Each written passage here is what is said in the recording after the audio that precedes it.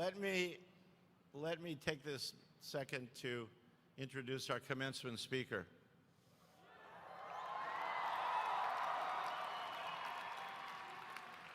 It truly is a privilege to have Elon Musk join us today.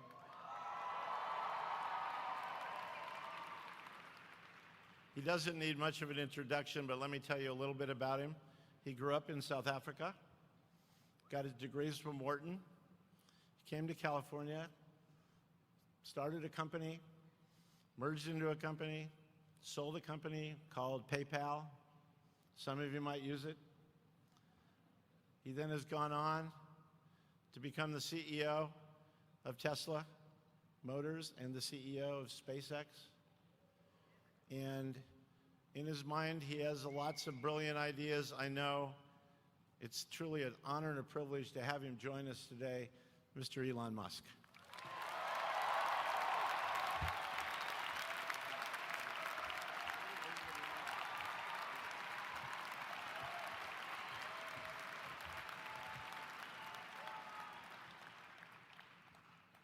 All right, thank you. So I've got about apparently 5 or 6 minutes to say the most useful things I can think of. I'm going to do my best.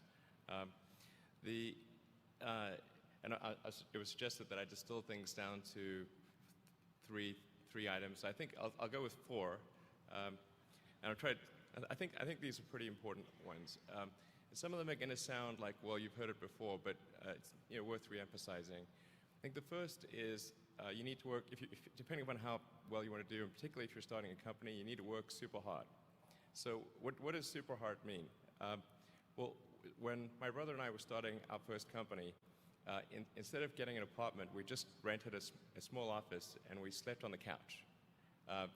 And we showered at the YMCA, and we're so hard up we had just one computer. So the website was up during the day, and I was coding at night.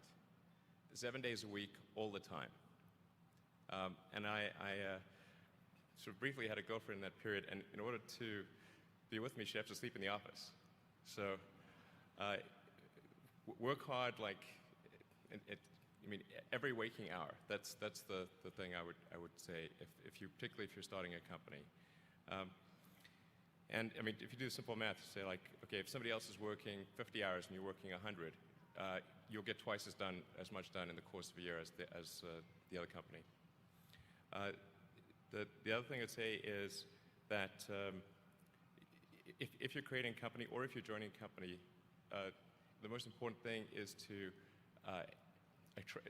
attract great people. So either join a group that's amazing that you really respect, or if you're building a company, you've got to gather great people. I mean, all a company is a group of people that have gathered together to create a product or service.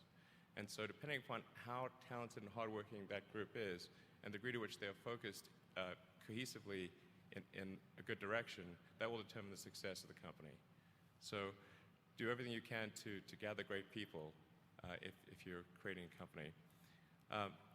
Then I'd say focus on signal over noise.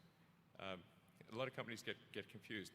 They spend money on things that don't actually make the product better. So, for example, at Tesla, we've never spent any money on advertising.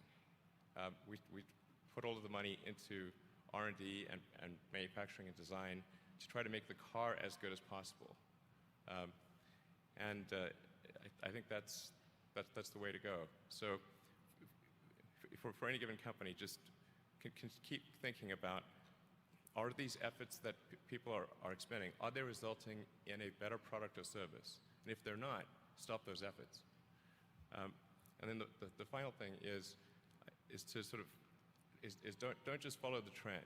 So you may have heard me say that it's good to think in terms of the physics approach of first principles, which is, rather than reasoning by analogy, you boil things down to the most fundamental truths you can imagine, and you reason up from there.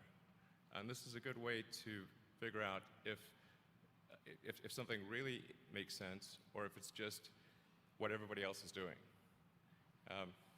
It's hard to think that way. You can't think that way about everything. It takes a lot of effort. But if you're trying to do something new, it's the best way to think.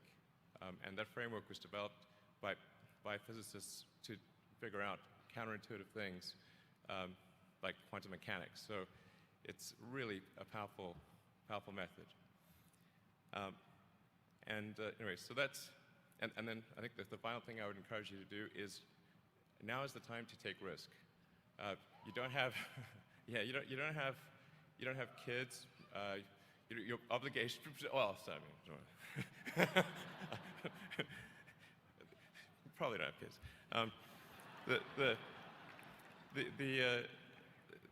But as you get older, your obligations increase. So and once you have a family, you start taking risk not just for yourself, but for your family as well. It gets much harder to do things that might not work out. So now is the time to do that before you have those obligations. So I would encourage you to take risks now. Do something bold. You won't regret it. Thank you.